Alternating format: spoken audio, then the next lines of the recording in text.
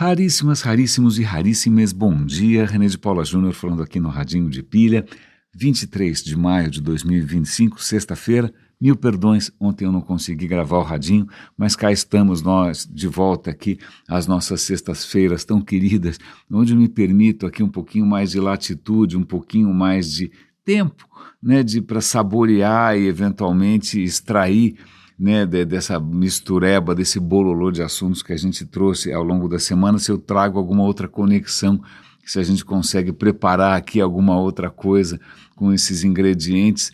E essa sexta-feira começa com uma coincidência boa, eu não sei se por acaso você me segue no Instagram, eu não recomendo porque eu sou um pouco, digamos, intenso, eu publico coisas demais, você deve ter coisa melhor para fazer com o seu tempo, mas é muito comum eu publicar nas sextas-feiras fotos de flores com a seguinte legenda: sexta tem feira e na feira tem flor. É que sexta-feira tem uma feira ótima aqui perto de casa, minha mulher adora, ela vai lá, é rainha da feira, faz a festa, já conhece todo mundo, traz maravilhas, frutas e queijos e coisas frescas e tal, e traz flores. A banca de flores é extraordinária, variedade, quantidade, qualidade é ótima. E um pouquinho antes de eu gravar de começar a gravar esse episódio, tocou o interfone, era o entregador das flores, eles entregam antes. E eu parei tudo, fui lá, fui receber, e as flores estavam lindas, e eu peguei a minha câmera e fiz o que eu sempre faço, que é tentar registrar essa beleza extraordinária. Então, essa beleza, essa perfeição das flores poderia ser aqui uma boa maneira da gente começar o episódio de hoje, mas eu vou começar a partir de um ponto não tão inspirador, talvez não tão perfumado, pelo contrário, talvez um pouco mal cheiroso, fétido, pútrido e repulsivo, mas eu juro que a gente vai chegar no mesmo lugar, enquanto a construção aqui do lado inaugurou um tipo novo de ruído que eu espero que eu consiga tirar com o Audition e não atrapalhe a nossa conversa. Mas então vamos deixar as flores ali no vaso por um momento e vamos agora concentrar nossa atenção num excelente artigo do Gabeira hoje de manhã, um artigo um pouco desesperançado, um artigo difícil de ler, porque ele está justamente lidando com uma coisa da natureza do país, da brasilidade, que é essa corrupção mesquinha, essa corrupção endêmica, essa corrupção que parece que não desaparece nunca, né? Na hora que de repente os governantes estão pensando em reeleições e que seus governos estão simplesmente esfarelando, não é que parece ser a regra, não é? Essa corrupção vai muito bem, obrigado, ela tem uma capacidade, né, de se renovar, de inovar, e de se perpetuar e de se multiplicar, que é absolutamente extraordinário. Então eu tinha começado o dia com esse artigo, tinha ficado um pouco triste, eu queria ter outros assuntos para comentar aqui na sexta, né? Mas eu falei, bom, deixa eu dar uma olhada o que mais que a gente tem por aqui. Aliás, vou fazer um pequeno parêntese. Eu recebi ontem uma notícia bastante triste, dramática, cujas consequências eu ainda estou assimilando, né, e que ainda estou me preparando para como conviver com isso, que é a perda iminente de uma das pernas, de um dos tripés. Se o radinho fosse um tripé, uma das pernas era um serviço que eu adoro, que eu estou sempre falando por aqui, chamado Pocket. Pocket é um serviço em que você armazena os links que você vai ler depois, ou que você não quer perder, é como se fosse um serviço de favoritos, ou leia mais tarde, né? Ele existe há muitos anos, eu não me lembrava, mas ele faz parte do grupo de produtos do Mozilla. Mozilla, aquela instituição que eu achei que ainda representava a internet do bem, porque tem ali o Firefox, tem o Thunderbird, né? Os caras têm, em princípio, uma aderência àqueles ideais que motivaram a todo mundo que, bom, pelo menos eu, que trabalhava com web desde o início, não é? Pois bem, não. A questão é que esse serviço Pocket, que eu uso há muitos anos, inclusive eu pago pelo menos há 8 anos, né, mais ou menos o tempo do radinho. O que acontece com o Pocket? Ele vai ser descontinuado, sem nenhuma explicação, sem nenhum plano de continuidade, ele vai ser descontinuado e azar de todo mundo, e se você quiser exportar os seus dados, vai lá, boa sorte para você. Eu fiquei assustadíssimo porque eu nem tinha ideia de quantas coisas eu já tinha salvado nesse Pocket, devia ser muita coisa, né? Eu descobri a hora que eu pedi para exportar os meus dados até então, né, os meus dados até o presente momento, eles mandaram, acho que 7 planilhas, são arquivos CSV, né, para quem gosta, né, são planilhas que têm 10 mil linhas cada uma, então significa que eu tinha armazenado ali 70 mil links diferentes e que para mim era fundamental, porque às vezes eu me lembrava de algum assunto antigo, eu ia lá no Pocket e encontrava alguma entrevista, algum vídeo, né, aquilo servia praticamente como uma extensão da minha memória, era uma biblioteca de Babel, né, de tudo que eu estava julgando interessante, era praticamente um sumo, né, Então, pois bem, isso vai acabar e tem duas. Primeiro, assim, como é que eu continuo trabalhando? Porque o que eu talvez já tenha insinuado, explicado aqui ao longo desses anos todos, é que eu vou, ao longo do dia, ao longo da semana, eu vou marcando no Pocket aqueles artigos que eu acho que podem ser úteis para o radinho, né? E aí, antes de gravar o episódio, eu dou uma olhada ali no Pocket, as coisas que eu salvei. Aí, depois que eu gravei, eu vou no Pocket, pego todos os links para colocar aqui na descrição desse episódio e eventualmente publicar. Então, o Pocket faz parte do meu workflow. Então tem várias perdas aqui, o meu receio de perder todo esse conhecimento acumulado, o meu receio de perder uma ferramenta e assim vai. Né? Talvez haja alguma alternativa por aí, eu vou começar a testar alguns outros produtos, vou ver se eu consigo importar essas coisas todas, mas é um baque. E isso é lógico, é uma reflexão, suscita uma reflexão sobre a nossa confiança nesses serviços online. Né? Eu já trabalhei em plataformas, já trabalhei no Yahoo e eu me lembro como foi traumático para muita gente o dia que o Yahoo decidiu fechar o Yahoo Fotos. Tantas lembranças de tantas famílias no mundo inteiro estavam ali e de uma hora para outra você falou, olha, baixa aí que a gente vai deletar tudo. Né? Então, ao longo desses 20, nem sei quantos anos, 29 anos já de internet como parte da minha vida pessoal, mas também parte da minha vida profissional, em vários momentos eu passei por esse tipo de perda, né? Algumas mais traumáticas, outras menos, mas essa do Pocket está fazendo uma diferença danada. Convido você, inclusive, a pensar quantas informações suas ou coisas suas que estão em algum tipo de plataforma que um belo dia podem desaparecer. Vejam se tem como fazer backup, se tem como exportar, se tem como você não ficar, né, vendido. Mas voltemos aqui àquilo que antecedeu o episódio de hoje. Eu fui dar uma olhada no Pocket para ver o que eu já tinha salvado, né? Eu li esse artigo do Gabeira, né? E o que mais que eu tenho aqui?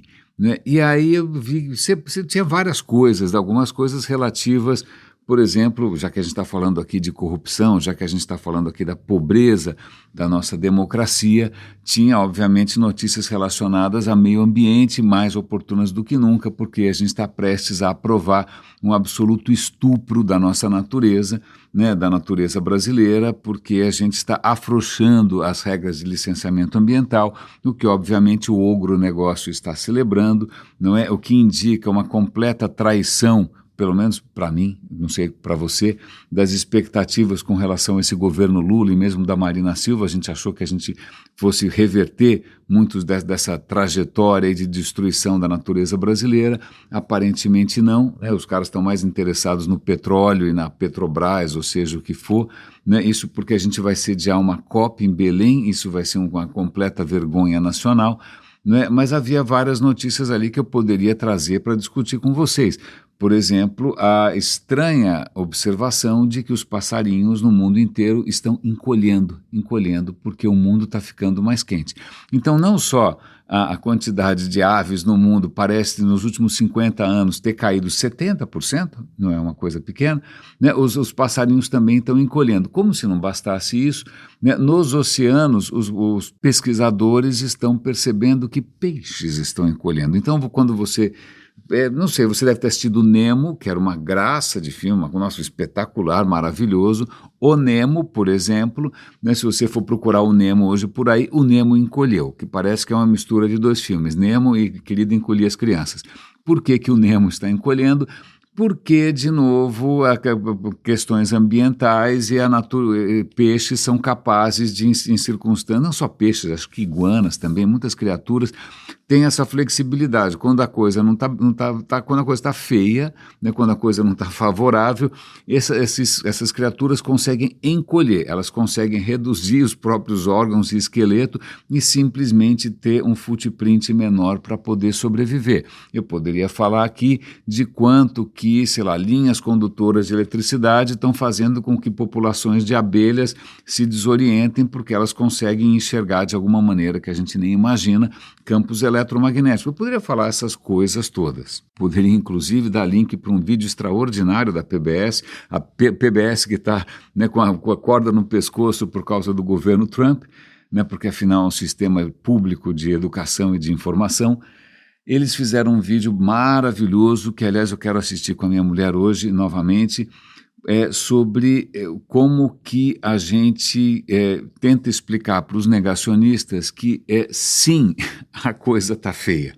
Né, porque muitos negacionistas vão argumentar que, não, o aquecimento global, isso faz parte, isso acontece naturalmente, já aconteceu antes, a culpa é do Sol, né? Então tem vários fatos ali, né, bastante convincentes, mostrando que não é culpa do Sol. Né? O Sol pode ter oscilações, mas não explica o que está acontecendo.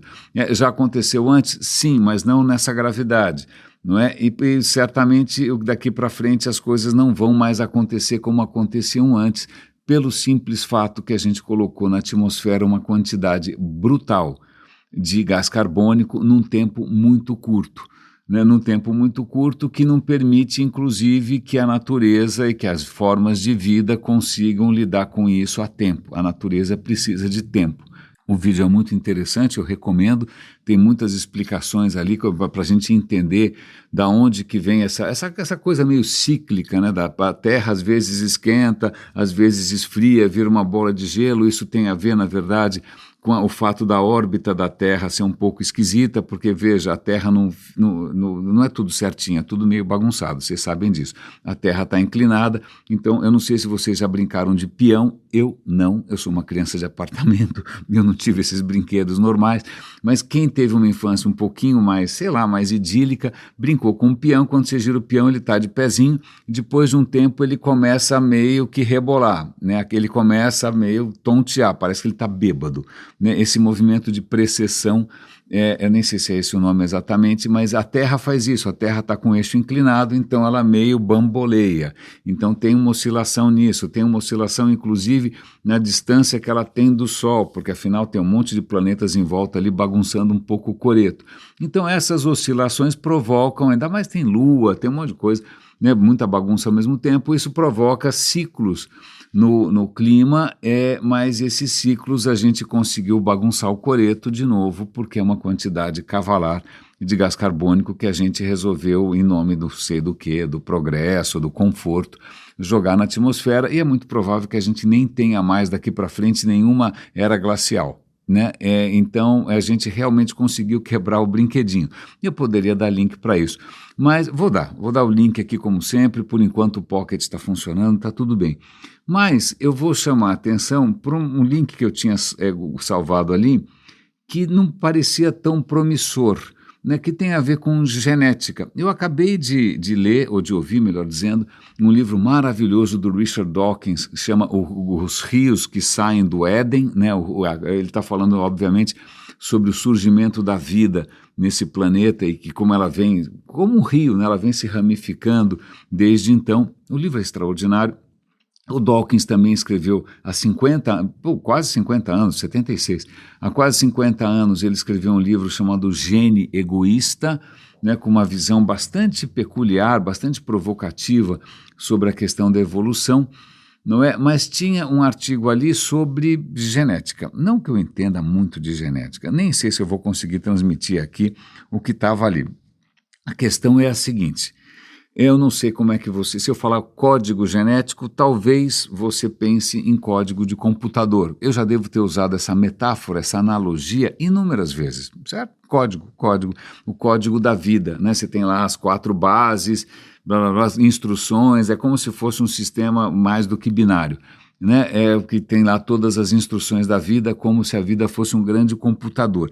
Pois bem, não é bem assim, porque quando você tem um código de computador, quando você tem um código de programação, ele, em primeiro lugar, tem um programador, certo? Alguém programou, né? Pode até, inclusive, ser o ChatGPT, zero problema, nenhum preconceito com isso, mas alguém programou essa coisa. Se alguém programou, isso significa que tem uma intenção, né? Que aquilo tem um propósito claro, provavelmente aquilo deve ter clareza, deve ter uma estrutura, deve ter coerência, não é mesmo? Um código de programação é isso, ele sempre vai se comportar da mesma maneira, ele é previsível, a menos que tenha algum bug, não é? E ele segue essa economia, por assim dizer, para tentar ser ótimo, né? Ele ser o mais eficiente possível, da maneira mais, com o menor consumo de energia, com o menor consumo de tempo, certo? Certo. Pois bem, o DNA não é assim, tá bom? O DNA é uma confusão danada.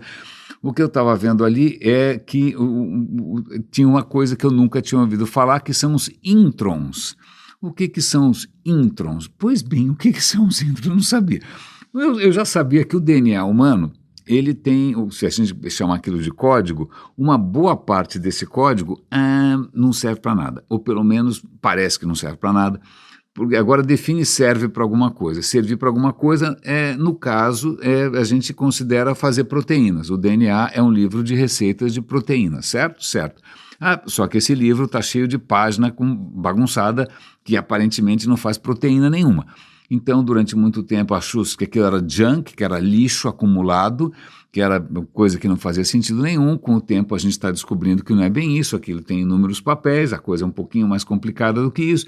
E, pois bem, existe uma coisa chamada intron. Intron, aparentemente, eu vou tentar fazer umas analogias aqui, umas metáforas, os biólogos vão arrancar os cabelos, eu convido vocês a lerem ali com um pouco mais de atenção para entenderem, mas é assim, esses introns são praticamente pedaços de código, sequências de código, que é como se eles não tivessem nem aí com o resto. O interesse deles é simplesmente, eu não sei quem é o René, eu não sei quem é você, eu não sei quem é o corpo, eu só estou interessado em mim mesmo. Então, esses pedacinhos de código, eles pulam de lá para cá no código, eles se copiam, eles se multiplicam, parece que eles têm vida própria, né? Parece que eles não estão nem aí com o resto. Parece que eles são, como diria o Richard Dawkins, genes egoístas, né? Parece que eles são códigos egoístas que só estão pensando em si mesmos, não estão nem aí para a seleção natural, não estão pensando nas vantagens competitivas para aquele organismo, e eles estão indo de lá para cá no seu DNA, e tem bastante, e tem muito. Esses intros parece que fazem parte de uma coisa também, um outro nome que eu não conhecia, que é transposons, que são esses pedaços de código que conseguem se movimentar de lá para cá. Mas o que eles perceberam também é que esses introns, eles são tão independentes que eles podem pular de uma forma de vida para outra. Né, eles podem se transferir de de repente um vírus infecta você, esse intron, ele infecta, olha só que coisa louca, né? O vírus já é uma coisa bastante interessante do ponto de vista de informação, né? Então, veja, o vírus é um parasita.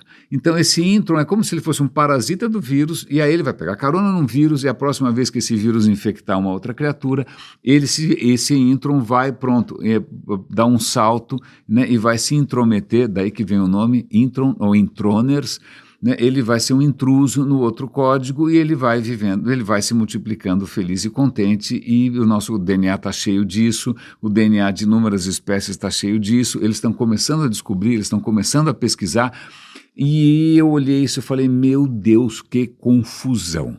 Né? Mas o que é interessante dessa história Eu falei, pô, né, como é que a gente consegue ainda estar vivo, né? Se a coisa é tão confusa assim, se você tem pedaços do seu código que têm ideias independentes, ficam indo de lá para cá, se multiplicando, interferindo, provocando mutações, provocando confusões, são os encrenqueiros, né? Eles podem, nessa história de ficar pulando de lá para cá, eles podem fazer com que um gene seu funcione de uma maneira inesperada, que pode ser boa e pode ser ruim. Né? Aí eu já estava tendo um julgamento ali meio moral sobre o papel desses introns, quando o próprio texto diz, olha, ok, mas isso tem duas consequências. Uma positiva, que é esse vai e vem desses introns de lá para cá, de uma espécie para outra, eles aumentam a complexidade da vida.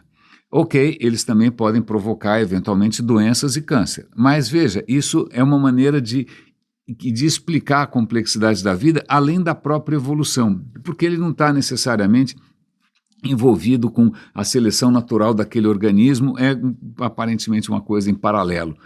Eu falei, uau, que coisa curiosa, então é bom e ruim ao mesmo tempo. E aí, o artigo acabou, eu fiquei um pouco no vácuo, eu falei, cara, eu quero saber mais a respeito, porque, puxa, essa é a essência da vida e estou eu aqui sem saber muito bem como funciona. O que eu fiz? Adivinha? Perguntei para o ChatGPT, aliás, vou fazer um parêntese aqui, né, artigos, eu vou dar link aqui para artigos que estão no Pocket por enquanto, né, artigos sobre a incrível capacidade do ChatGPT de puxar o nosso saco, de dizer que a gente é lindo, que as nossas ideias são maravilhosas. Eu mesmo acho que eu estava caindo nessa armadilha, eu gosto de pensar que eu sou imune a puxações de saco, mas quando eu percebo, eu estou achando ótimo ter alguém que acha minhas ideias inteligentes, mas na verdade ele está fazendo isso com todo mundo, é um sem vergonha, né? Mas abstraindo essa capacidade psicofântica, né, de puxação de saco e de manipulação das minhas emoções mais frágeis do ChatGPT, lá fui eu conversar com um cara, de novo, abstraindo qualquer tentativa dele de inflar meu ego. Eu falei, tio, o que você pode me contar sobre introns, transposons, né? E também a questão do gene egoísta de Dawkins. A conversa foi boa, vou dar o link para vocês, né? O que ele estava mostrando ali, e o que é muito interessante, é que o DNA não é exatamente aquele código de computador, o negócio é bem bagunçado, é bem muito complexo, muito bagunçado, e tem aí um contraste gigante com a maneira como, sei lá, programadores, engenheiros, Newton, Descartes, né, imaginaram um mundo racional. Não é porque, aparentemente, a maneira como, não é nem aparentemente, é gritantemente, a maneira como a natureza tem lidado com todas as incertezas do mundo, como ela tem vencido todos os desafios, como ela tem se diversificado, não é com planejamento estratégico, com 10 mandamentos, com, sei lá, um livro sagrado, não, é com a bagunça, né? Aparentemente a bagunça é o modus operandi, né? E até que é engraçado porque o ChatGPT resumiu, né, essa bagunça da natureza da seguinte maneira, porque isso tem implicações. O ChatGPT, num certo momento, a gente estava falando de biologia, ele falou, você quer que eu me estenda aqui sobre as implicações filosóficas dessa história? Eu falei, por favor, né? Não, adivinhou, você realmente conhece. Bom, aí eu percebi que ele estava puxando meu saco, mas vamos lá. Quais são as implicações que a gente tem que levar disso, além da biologia? Né? A primeira questão é, quando a gente pensa na gente mesmo, no seu eu profundo, na sua essência, você conhecer a você mesmo, né, como diria, acho que Sócrates, né, Nós te Y, conheça-te a ti mesmo, ou então a alma cristã, né, a sua essência imortal, veja, esquece, não, isso é uma bagunça, tá, é tudo bagunçado e é tudo dinâmico, entendeu? É tudo dinâmico, é tudo fluido, não é um cristal que dura, não. A segunda questão é que mesmo a questão da ética, que muitas vezes, né, em alguns sistemas são atrelados a princípios, a 10 mandamentos, algum código, não. Toda a ética é uma ética adaptativa e relacional. Em terceiro lugar, abandonar completamente essa fantasia do controle total e da pureza absoluta. Não, a natureza no seu seio, na sua parte mais íntima, é uma bagunça desgraçada. Em quarto lugar, abraçar a ambiguidade, as coisas que emergem e a cocriação. Por que isso? Isso é muito interessante da questão do código genético. Ele não é que cada coisa tem um papel claro. Várias coisas têm vários papéis parecidos. Quando uma falha, a outra se sobrepõe. Quando uma dá certo, a outra pega carona. As coisas não são, como é de dizer, não são estruturadas de uma maneira mecânica. Elas é cocriação o tempo todo. E isso, curiosamente, vamos lá, vamos voltar aqui de novo para o artigo do Gabeira sobre essa frustração com a potência, com a criatividade da corrupção brasileira. Se a gente parar para pensar, talvez uma maneira de você enxergar a corrupção, essa sobrevivência, essa incrível capacidade de persistência, essa teimosia da corrupção, veja, é porque ela tem a mesma sabedoria da vida. Não é que um corrupto segue algum tipo de manual de instruções, não é que todos eles têm uma hierarquia militar. Não, é justamente essa flexibilidade, né? Uma mistura de estranhos egoísmos que às vezes são úteis, às vezes não são, combinações que são diversas, uma incrível adaptabilidade, né? Uma incrível capacidade de experimentação e de atenção a oportunidades. Então, curiosamente, né, você reconhecer como a vida funciona de verdade, né, como a vida funciona de verdade, ajuda a entender por que quando você bota, não, vamos colocar um homem forte para controlar a corrupção, vamos colocar uma religião sagrada para controlar a corrupção, vamos colocar 10 mandamentos, uma constituição de ferro, né? O que acontece é isso, é esse choque, né, entre a nossa mania, de repente uma visão que a gente percebe que é pobre, de imaginar que a melhor maneira de você se perpetuar no tempo é aquela coisa cristalina, é aquela coisa eterna.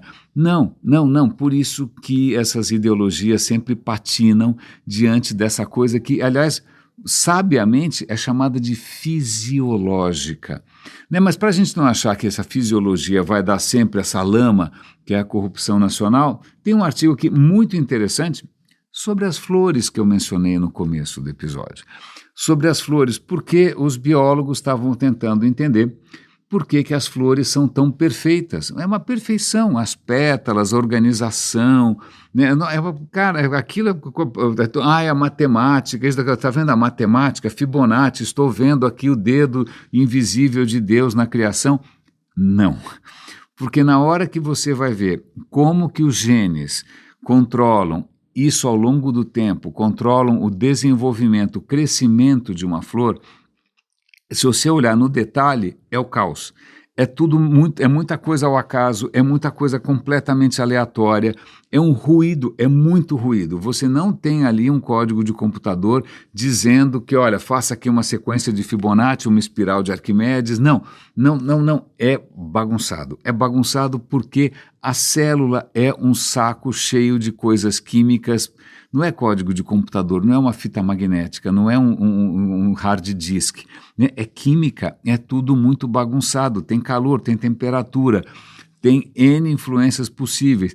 É um ruído louco. E o que os biólogos estão começando a entender é como que você consegue criar uma ordem tão extraordinária quanto essa flor que eu acabei de fotografar de manhã, se lá embaixo, né, na base, é o caos. É uma coisa muito bagunçada.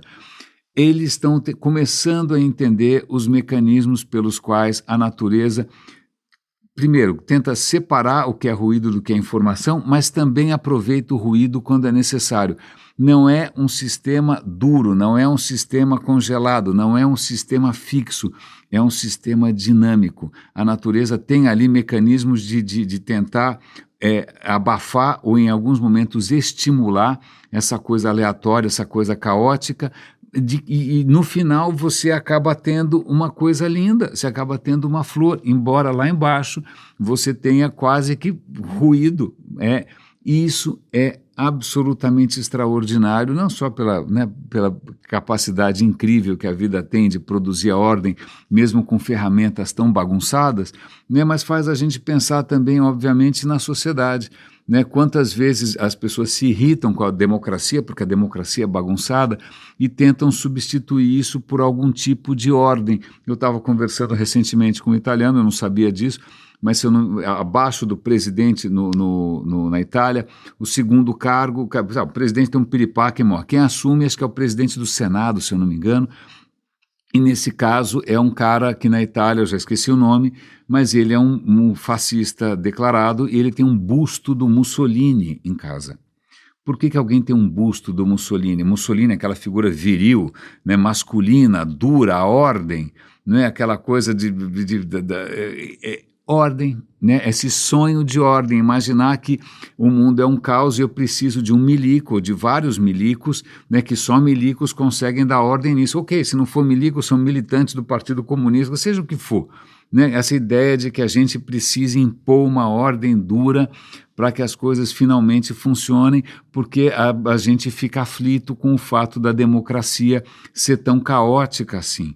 Mas veja, esse caos da democracia, esse aparente tumulto, né, essa bagunça, esse jogo de interesses, fluido, inclusive, né, que resiste até às classificações normais de políticas, ele tem produzido, em países mais saudáveis, as mais belas flores, tem produzido a ciência, tem produzido a arte, tem produzido... Veja, países em que de repente substituíram por algum tipo de aflição ou de intolerância, preferiram a ordem da Igreja Ortodoxa, ou a ordem do stalinismo, ou a ordem do Partido Comunista de Cuba, ou a ordem de algum ditador de extrema-direita, veja que as flores murcham, veja que você não tem mais arte, veja que você não tem mais literatura, veja que você não tem mais ciência, né? Veja que você não tem uma série dessas flores absolutamente extraordinárias que precisam, né? Precisam para florescer, elas precisam desse ruído, elas dependem dessas bagunças e dessas misturas e desses cruzamentos. E é interessante, acho que para encerrar eu vou convidar vocês a assistir um vídeo do Smart History, que é uma série que eu gosto bastante, já que eu falei bastante do Japão nos últimos tempos, sobre um templo que eu não visitei. Eu gostaria de um dia voltar ao Japão para visitar. É um templo perto de Nara. Nara é uma cidade que nós não tivemos tempo de visitar. O templo se chama, agora eu vou esquecer, acho que é Hoiruji, alguma coisa assim, eu não tenho muita certeza, mas é um templo extraordinário construído no século VII, ou seja, no ano 600 e pouco depois de Cristo. Acho que ele foi refeito, não sei se teve um incêndio, aconteceu alguma coisa, no século VIII, em 700 e pouco, ou seja, alguma coisa que tem 1.300 anos e está lá de pé. É um templo extraordinário, tem aquela forma meio de pagode, com aqueles telhados meio curvos, né, bonitos, tem mais ou menos 5 ou 6 andares, e ele tem em comum com vários templos que eu vi, que eu não soube reconhecer naquele momento, que ele é todo feito de madeira. Ele é todo feito de madeira. Aí eu falei, uau, ele é todo feito de madeira, essa coisa extraordinária, né, essa arquitetura incrível, essa engenharia incrível, porque, puxa, como é que você consegue esses telhados todos tão amplos, esses vãos incríveis só com madeira?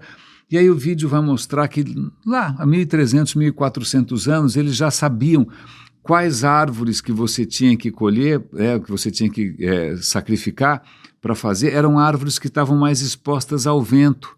Então você vai na encosta onde tem mais vento, porque o vento faz as árvores mais fortes, faz as árvores mais resilientes. Então você corta essas árvores, na verdade você, inclusive, como, né, os caras são religiosos budistas, você pede perdão, né, a todos sei lá, quem controla isso, né, e a questão é a seguinte, está aqui até uma oração que eles recitam quando eles derrubam as árvores. Olha, nós tomamos a vida dessas árvores que estão crescendo na terra e florescendo nas montanhas e transportamos para este lugar. Nós ardentemente oramos para que essas árvores continuem a viver uma segunda vida nos prédios que nós erigimos aqui. Erigimos, assim que fala? Pois bem, então os caras, né, com todo esse respeito, eles cortam essas árvores e aí tem um processo todo de transformar isso num edifício, o que é muito interessante. Tem aqui uma sacada um pouco filosófica de como é que eles veem esse processo, e eu vou tentar traduzir aqui. Construir um pagode significa juntar madeira. Juntar madeira significa harmonizar os traços da madeira, as características da madeira. Harmonizar as características da madeira significa harmonizar os traços, as características humanas. Harmonizar as características humanas significa harmonizar os corações humanos. Harmonizar os corações humanos é uma referência para o carpinteiro mestre lidar com os seus operários, lidar com os seus trabalhadores. Ao invés de criticar as falhas dos outros, leve em consideração as suas falhas primeiro. Uau! Ok, eu achei isso especialmente interessante, né? Não só porque tem uma ponte, o cara conseguiu construir na cabeça dele, né, uma ponte que conecta as características da natureza que estão presentes, que fazem a madeira ser o que ela é, até justamente um olhar sobre a própria natureza humana e como que você lida com as suas próprias imperfeições. Eu achei isso extremamente inspirador. E agora, para encerrar, já que a gente está falando de cultura japonesa, você já deve ter visto por aí uns budinhas barrigudinhos, que todo mundo passa a mão na barriga do budinha para dar sorte, não é? Na verdade, aquilo não é o Buda. Aliás, isso parece alguma daquelas fórmulas do Zen budismo, né? Se você encontrar o Buda na estrada, mate o Buda. Não estou falando para você matar ninguém, né? Realmente aquele budinha gordinho não é o Buda, mas talvez seja. É só uma curiosidade aqui. Né, aquele budinha gordinho, tudo indica que tenha sido uma figura histórica, né, no século XI, para 1000 anos aproximadamente, né, que era um monge budista, que era um monge um pouco esquisito. Né, ele vivia, era um andarilho, ele vivia com uma trouxinha lá na ponta de um bastão, ele era gorduchinho, ele era um cara bonachão, né, e ele não falava coisa com coisa. Então, às vezes você falava, qual é o grande ensinamento do Zen budismo? Ele largava as coisas e saía correndo. Aí você não sabe se ele saiu correndo, ou será que esse é o ensinamento? Bom, essa é a coisa chata do Zen, porque você sobra para você desvendar aquelas coisas que aparentemente não fazem sentido. Não é? Mas aí ele era muito querido, porque ele era muito generoso, é chamado de Budai, né? Não tem nada a ver com Buda, Budai, né? E em algum momento ele se tornou tão popular que ele começou a ser um símbolo de generosidade, um símbolo de abundância. E aí muita gente fala, mas espera um instante só, ele não é, será que ele não está, de alguma maneira, desrespeitando as coisas do budismo?